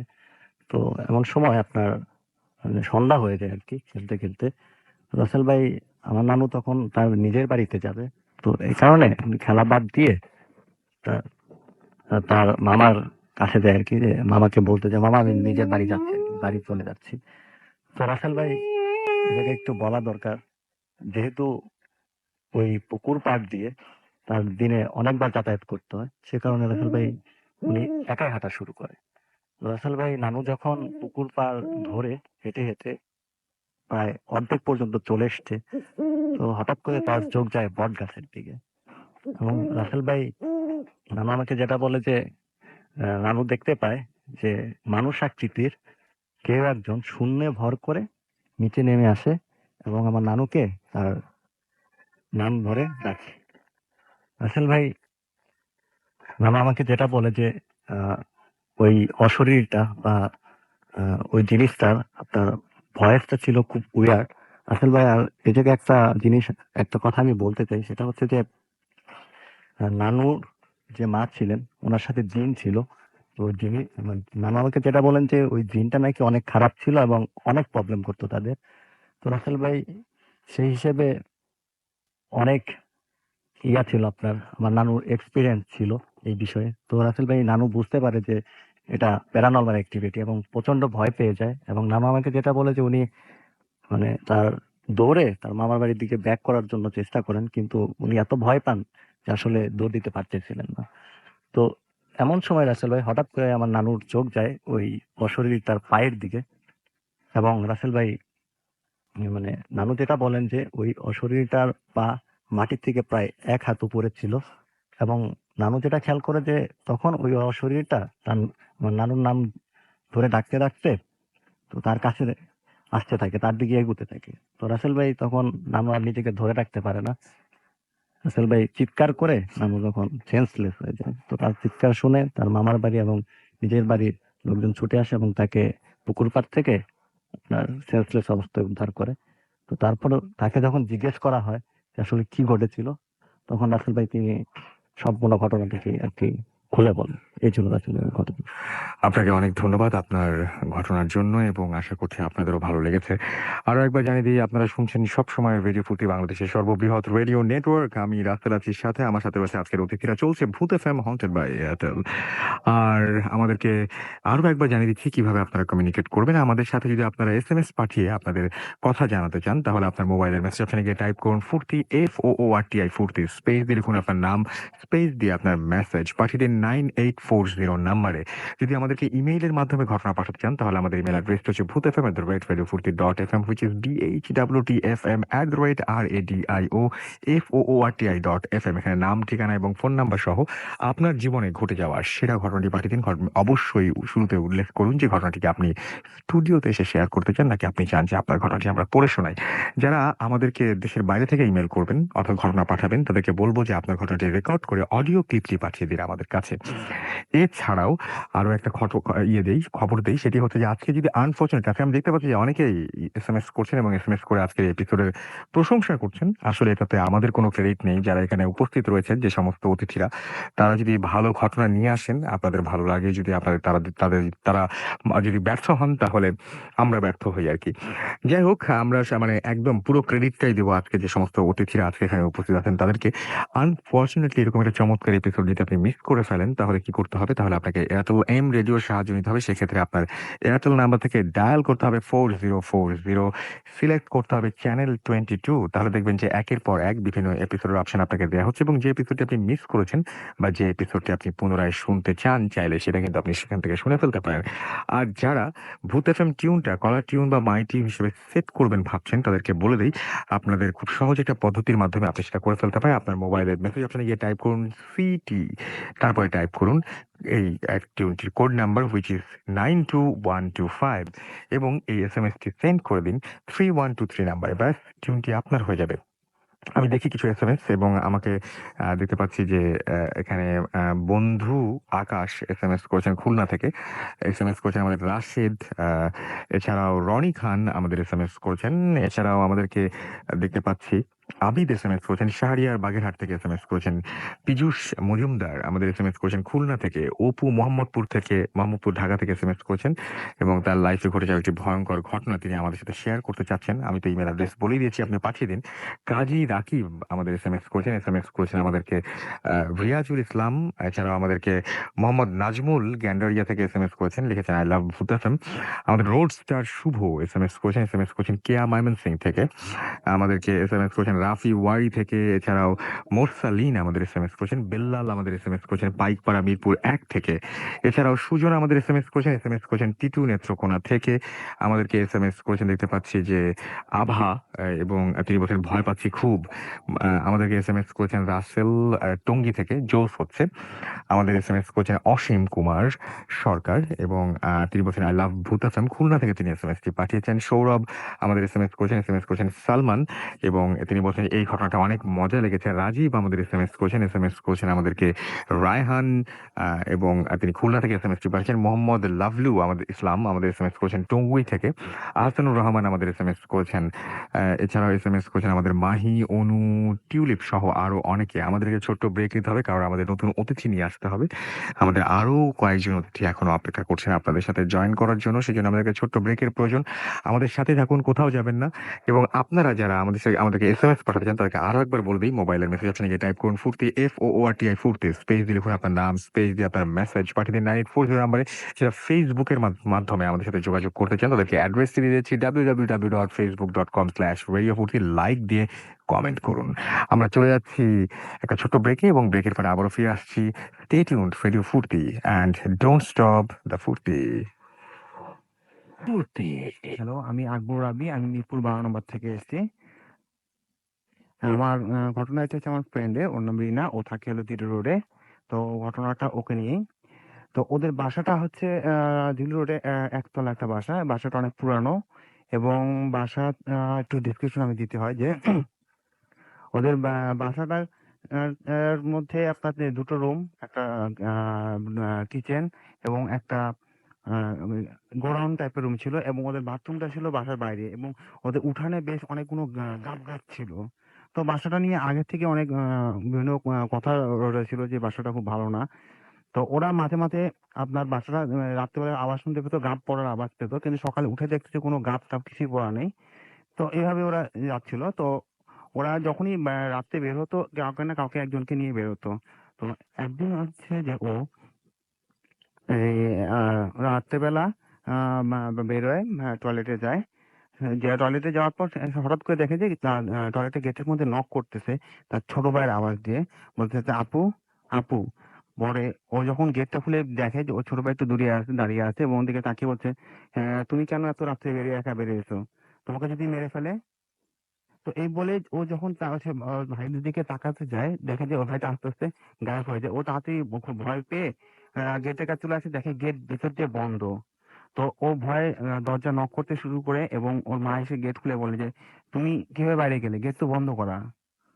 তো এইভাবে ও ঘরে চলে যায়, এবং ওর মা একটু দোয়া করে ওকে ফু দেয়। তো এর 2-3 দিন পর ও হঠাৎ করে রাত্রিবেলা পানি তেষ্টা লাগে, ও উঠে রান্নাঘরে যায়, এবং পানি খায়। পানি খেয়ে ওদের যে রান্নাঘরের পাশে একটা গোডাউন ছিল, যেখানে যত সব জিনিসপত্র রাখা হতো, সাধারণত খোলা হতো না। তো ও রান্নাঘর থেকে বেরিয়ে হঠাৎ করে তাকিয়ে দেখে যে ওই গোডাউনের গেটের সামনে ওর মা দাঁড়িয়ে আছে। তো এখানে বলা ভালো যে ওর মা কোনো সময় চুল খোলা রাখতো না, বাট ও যে দেখলো যে ওর মায়ের চুল খোলা, এবং শাড়ি, নীল রঙের একটা শাড়ি পরে আঁচলটা নিচে পড়া। তো ও তাকিয়ে আছে, এবং ওর মা বলছে কি ব্যাপার, তুমি একা বের হচ্ছে কেন? এই বলে ওর মা, বডিটা ঠিক আছে বাট মাথাটা ঘুরতে শুরু করলো। এই দেখে ও যখনই সরতে যাবে, ওকে প্রচন্ড একটা ধাক্কা দেয়, ও পড়ে যায়, এবং ভাতে ব্যথা পায়। তারপর ওকে ওর সেন্স হারিয়ে ফেলে। তখন সকালবেলা যখন ওর সেন্সটা আসে, তখন ওর মা জিজ্ঞেস করে যে কি অবস্থা, কি ঘটনা। ও খুলে বলে, ওর মা বলে না আমি তো ছিলাম না। তো ওর বাবা আবার একটু ঝাড়ফুঁক করতো। বাবা বললো যে এই বাসাটা প্রবলেম আছে, তোমাদেরকে 3টে তাবিজ, ওদের 3জনকে, মা, ভাই এবং ওকে 3টে তাবিজ দেয়, বলে যে সবসময় তোমরা এটা পড়ে থাকবে। তো এরকম ওরা ভালোই যাচ্ছিল। তো হঠাৎ একদিন, অনেকদিন পর, তো ও গোসল করে তাবিজটা খুলে রেখেছিল, এবং ওই ভুলে গেছিল পড়তে। বাট হঠাৎ করে ছাদে উঠে একটা হাঁটাচলা করতেছে, এমন টাইম হঠাৎ মনে হলো যে ওর পিছে কেউ একজন। ও যখনই ঘুরতে গেল, দেখলো একটা মানে এর মতো ওকে ধাক্কা দিয়ে ও দিকবাদিকে পড়ে যায়, এবং ব্যথা পায়। সাথে ওই ইন দ্যাট টাইম ওর ছোট ভাই উপরে আসে, এসে ওকে ধরে। ঠিক আছে, দেখে যে হাত বা পা ছিঁড়ে গেছে। ওকে বাসা নিয়ে যায়, এবং বাবা বলে যে তোমরা কেন তাবিজটা করেছো, এবং ওরা এখন পর্যন্ত ওই তাবিজটা পরে থাকে, ওই বাসাতেই আছে। এই হচ্ছে আমার ঘটনা। আপনাকে অনেক ধন্যবাদ আপনার ঘটনার জন্য। আমরা এসএমএস তো পড়বই, তবে তার একটা ছোট ব্রেক নিতে হবে এবং ব্রেকের পরে আমরা আবারও ফিরে আসছি। আমাদের সঙ্গেই থাকুন, কোথাও যাবেন না। স্টে টিউনড টু রেডিও ফুর্তি অ্যান্ড ডোন্ট স্টপ দ্য ফুর্তি।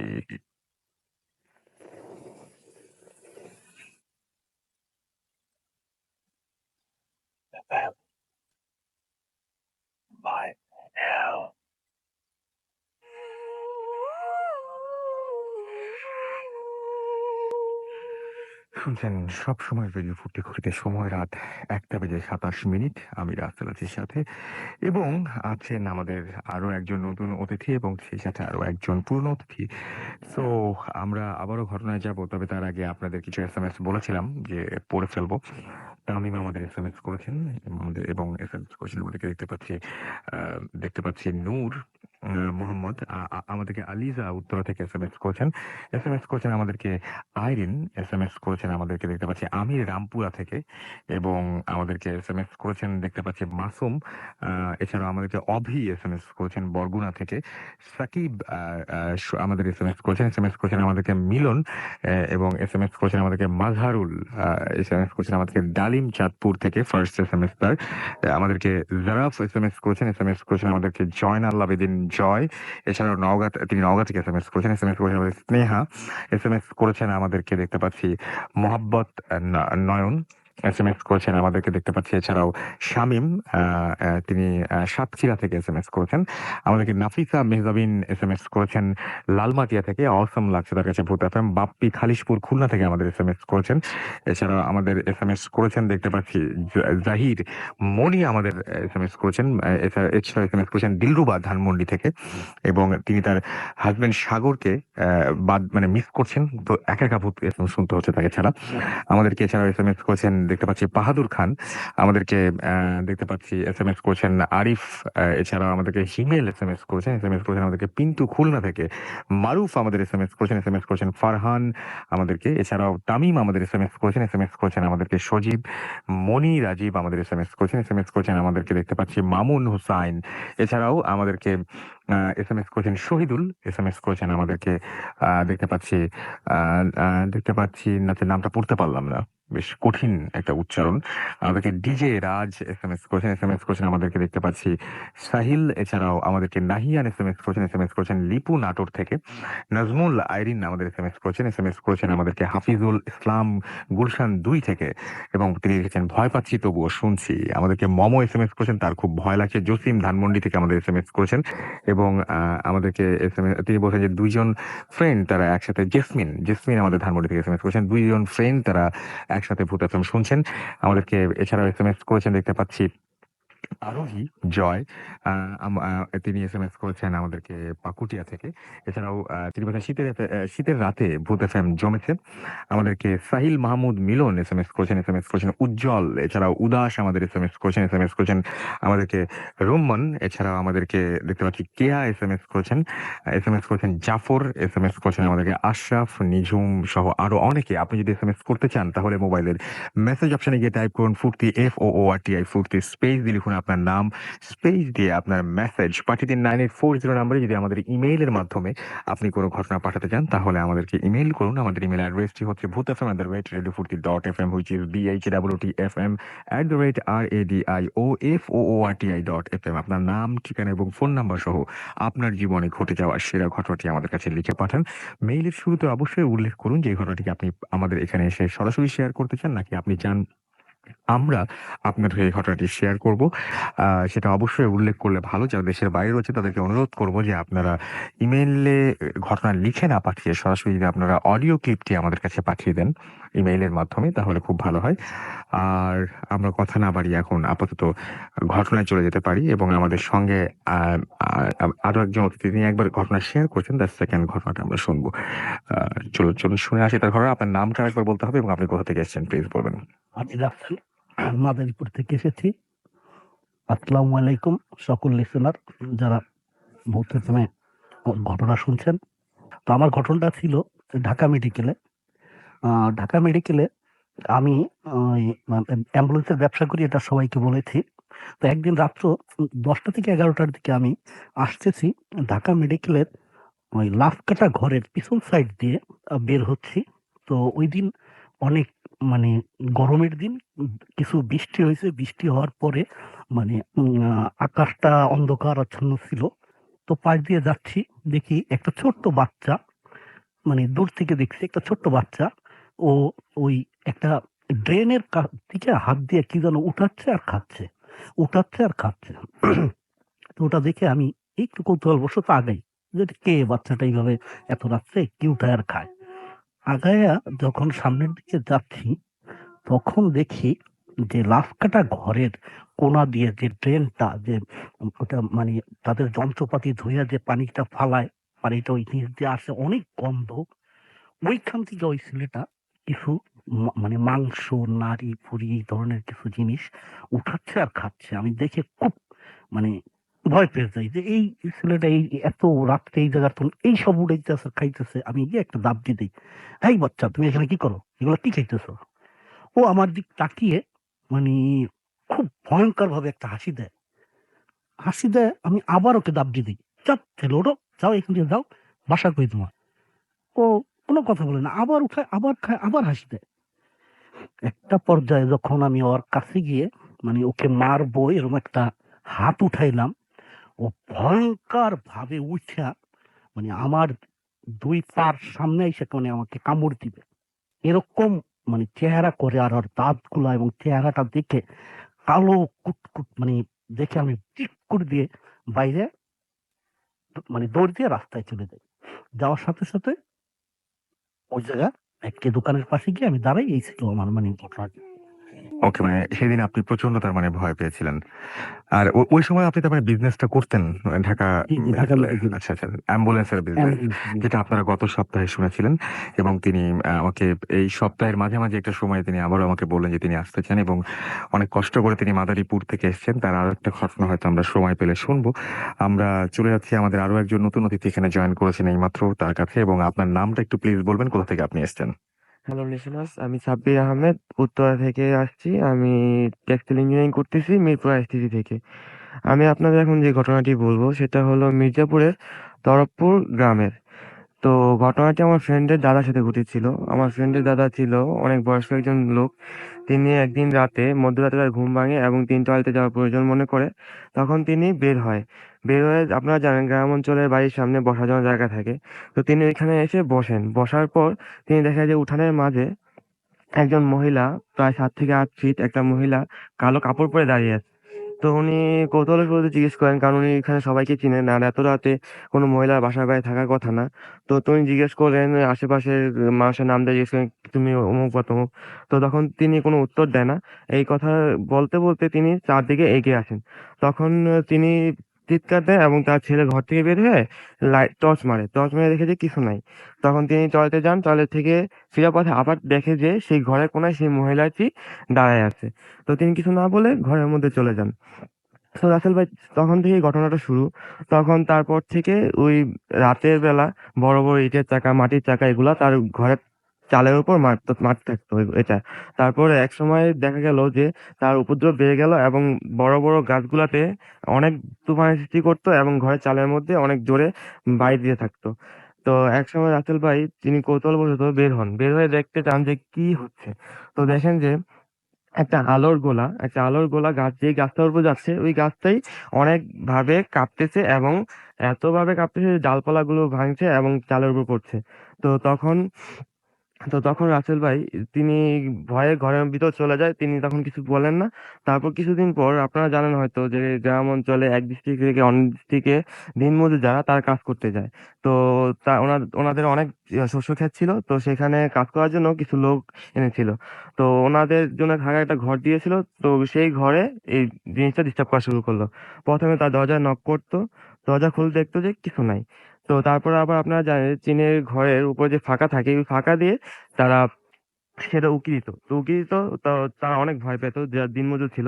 তো একদিন রাতে দেখে যে দিনমজুররা যে ঘরের চালের নিচে যে একটা থাকে, ওই কাঠ থাকে, সেই কাঠের উপর সেই মহিলাটা বসে আছে। তো ওইটা দেখার পর তারা অনেক ভয় পায় এবং তাদের সবারই অনেক জ্বর আসে। তো যখন তাদের জ্বর আসে তারা অনেক ভয় পায়। তারপর আস্তে আস্তে যখন তাদের জ্বর ভালো হয়ে যায় তখন তারা ওই গ্রাম ছেড়ে পালিয়ে যায় ভয়ে কিছু না বলে। তখন তার দাদা ভাবলো যে জিনিসটা অনেক দূর এগিয়ে গেছে, তো এখন কিছু করা দরকার। তো তার দাদা একটা কবিরাজকে ডাকেন এবং কবিরাজকে বলেন সব ঘটনা খুলে। তখন কবিরাজ বলে যে আপনাদের বাসার পাশে একটা বাঁশঝাড় ছিল। তখন তিনি বললেন যে হ্যাঁ, বাঁশঝাড়টা ছিল। তো এইটা আপনারা কেটে ফেলেছেন। তখন তিনি বললেন হ্যাঁ, আমরা তো এটা কিছুদিন আগে কাজ করার জন্য কেটে ফেলছি। তো বলতেছে যে ওই বাঁশঝাড়টার মধ্যে ওই পেত্নীটার বাসা ছিল, যেটা আপনারা কেটে ফেলেছেন, যার কারণে এখন ওই পেত্নীটা আপনাদের কাছে বিভিন্ন ধরনের ভয় দেখাচ্ছে। তো বলতেছে যে ওর দাদা বলতেছে যে এখন কি কিছু করার মতো নাই?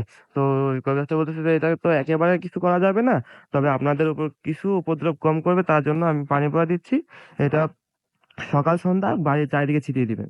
তো বাড়ির চারিদিকে ছিটিয়ে দেওয়ার পর রাসেল ভাই এখন তাদের আস্তে আস্তে তাদের উপদ্রব কমে। প্রথমে ইটের চাকা মারতো, যে ওই ইটের চাকাটা আর মারতো না তখন। তারপর আস্তে আস্তে উপদ্রব কমে, কিন্তু বাসার আশেপাশে যে গাছগুলাতে তুফানের সৃষ্টি করতো ওইটা এখনো করে যাচ্ছে। তো রাসেল ভাই, এটা ছিল আমার ঘটনা। অনেক ধন্যবাদ আপনাকে আপনার ঘটনার জন্য। আশা করছি আপনাদেরও অনেক বেশি ভালো লেগেছে। আমরা আপনাদের কাছ থেকে সেটা জানতে চাই যে কেমন লেগেছে। আপনাদের মতামতটা অনেক জরুরি, কারণ আপনারা যেরকম মতামত দেবেন সেরকম ঘটনাই কিন্তু আমরা সিলেক্ট করব। সো এটা পুরোপুরি ডিপেন্ড করে আপনাদের উপরে, যে আপনারা আমাদের জানাবেন যে কেমন লাগছে, কোন ঘটনাটা বেশি ভালো লাগলো, কোন ঘটনাটা তেমন একটা ভালো লাগেনি, সেগুলো অবশ্যই আমাদের জানাতে হবে। যাই হোক, কিভাবে জানাবেন? আমাদের এসএমএস করুন। আমাদের এসএমএস করার নিয়মটা হচ্ছে মোবাইলের মেসেজ অপশনে গিয়ে টাইপ করুন ফুর্তি, FOORTI ফুর্তি, স্পেস দিয়ে লিখুন আপনার নাম, স্পেস দিয়ে আপনার মেসেজ পাঠিয়ে দিন 9840 নাম্বারে। ইমেইলের মাধ্যমে কিন্তু আপনি আমাদের বিভিন্ন আপনার যে সমস্ত মানে আপনার এই অনুষ্ঠান শুনে যে সমস্ত মতামত রয়েছে, আপনার মতামত আমাদের কাছে অনেক বেশি মূল্যবান। সেটা কিন্তু জানিয়ে দিতে পারেন। ঘটনা যেরকম পাঠাবেন সেরকম মতামতও জানিয়ে দিতে পারেন। এবং সেজন্য আপনাকে যেটা করতে হবে, আমাদের ইমেইল অ্যাড্রেসটি মনে রাখতে হবে, bhutfm@radiofuርቲ.fm, which is BHEETFM@radiofuርቲ.fm। নাম, ঠিকানা এবং ফোন নাম্বার সহ এখানে আপনার জীবনের ঘটনা যেরকম পাঠাবেন আপনার মতামত। আমরা চলে যাব আমাদের আরো একবার রাসেল খান ওনার কাছে, যিনি এসছেন মাদারীপুর থেকে, এবং তার কাছে একটা ঘটনা আছে, যেটা হচ্ছে হাতে তেমন বেশি সময় হাতে একটু সংক্ষিপ্ত করে বলতে হবে, তারপর আমরা ঘটনাটা শুনে ফেলি। এটা ছিল আপনার 2005 সালের ঘটনা। আমি আমার ফুফু বাড়ি শিবচরে বেড়াতে যাই। তো বেড়াতে যাওয়ার পর ওই জায়গায় প্রতিটা হাই স্কুলে ইন্টার স্কুল খেলা হয়। তো ওই খেলায় আমি এক গ্রাম থেকে আরেক গ্রামে খেলতে যাই। তখন ওইখানে একটা মানে খেলার মধ্যে গ্যাঞ্জাম হয়। গ্যাঞ্জাম হওয়ার পর আমি ওইখানে কাউকে চিনি না, দৌড়ে গিয়ে একটা বাড়ির ভিতরে পলাই। তো পলানোর পরে আপনার ওই মানে খাটের নিচে গিয়ে আমি পলাই থাকি। পরে অনেক রাত্র হয়ে যায়, তারপর আমি ওইখান থেকে বের হয়ে চলে আসি। আসার পরেই পথে ঘটে আমার কিছু ঘটনা। কতদূর আগানোর পরই আপনার একটা খাল বাজে, ওই খালের ওইখান দিয়ে একটা সাঁকো পার হই। সাঁকো পার হওয়ার পরই একটা বড় বিড়াল, বিড়াল সামনে কালো দাঁড়িয়ে আছে। তো আমি বারবার ওটা কেরম ধাওয়া দেই, ও সরে না। পরবর্তীতে মানে একটু সামনে আগায়া যখন জোরে ধাওয়া দেই ও চলে যায়। আমি ওই সাঁকোটা পার হয়ে ওপার যাওয়ার পরই সামনে দেখি আবার সেম মানে একটি বিড়াল। ওই বিড়ালটিকে মানে আবার আমি যখন আগাই, মানে সামনের দিকে আগাইয়া আবার যখন ওই পাও দিয়ে জোরে জোরে বাড়ি মারি, ও সরে যায়। সরে যাওয়ার পরে আমি কিছু দূর হাঁটি। হাঁটতে একটি জঙ্গলের ভিতর দিয়ে যখন মানে যাচ্ছি, রাস্তার পরে একটা মাঠ বাজে। মাঠের চারিদিকে বন, বড় বড় ঘাস। ওর ভিতরে দেখি একটা মহিলা, অনেক বয়স্ক মহিলা। সে আস্তে আস্তে আমার সামনে হেঁটে যাচ্ছে। তো আমি পিছ থেকে মহিলাকে বলতেছি কি যে, "আই চাচি, আমি সরকারের স্কুলে যাব, কোন রাস্তায় যাবো, আমাকে একটু দেখান, আমি চিনি না।" তো উনি 2 বার 3 বার জিজ্ঞাসার পর কোনো কথা বলে না। ৩য় বার যখন আমি একটু জোরে হেঁটে ওনার কাছে যাই, তখন উনি বলে, "৩ নদীর মোহনায়।" খুব ভয়ংকর ভাবে বলে, "৩ নদীর মোহনায়।" হ্যাঁ, আমি আগাই, মানে ওনার কথা শুনে আমি আস্তে আস্তে ওনার হাঁটতে দেখি ওই মহিলা কতটুক গিয়ে মানে নদীর ৩টা মুখ ওই দিকে নামে, আমাকে ডাকে, "এই আয়, আয়।" আমি ওদিক না গিয়ে এদিকে মানে সামনের রাস্তা দিয়ে আবার উল্টা দিকে মানে ওই সাইডে হাঁটতে থাকি। হাইটা কিছু দূর আসার পরে দেখি শুধু চারিদিকে মানে নদীর আ চর আর চর, আর এদিক মানে কোনো বাড়ি ঘর কিছু নাই। কিছু দূর হাঁটতে যেতে থাকি। সামনে গিয়ে দেখি আবার একটা মহিলা, সে নাচতেছে। ওইটা দেখে আমি আরো ভয় পাই। ভয় পেয়ে যখন একটু সামনে যাই, সামনে গিয়ে আমি তখন দোয়া পড়তে থাকি, সূরা পড়তে থাকি। পড়ার পরে এই মানে কতদূর আগানোর পরে দেখি একটা মানে বাড়ি। ওই বাড়ির ওইখানে গিয়ে মানে দৌড় দিয়ে ওই একটা ঘরের সামনে গিয়ে আমি পড়ে যাই। এই ছিল ঘটনা। আপনাকে অনেক ধন্যবাদ আপনার ঘটনার জন্য। এবং